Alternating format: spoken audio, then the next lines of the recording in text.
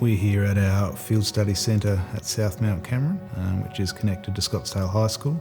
This provides a wonderful facility to learn outside the classroom, and we're really respectful of the past, where it's been typically an outdoor education type facility, but we believe in today's modern world with lots of screen time, you can just look at learning outside the classroom more broadly, and we think it's a fantastic space for that. We're lucky enough to have a wide range of activities that suit upper primary right through to college-age students. We have an obstacle course. We are also lucky enough to have a flying fox, which is probably our major attraction. We host a number of DOE schools. We also have a few independent schools from both Launceston and Hobart which access the centre.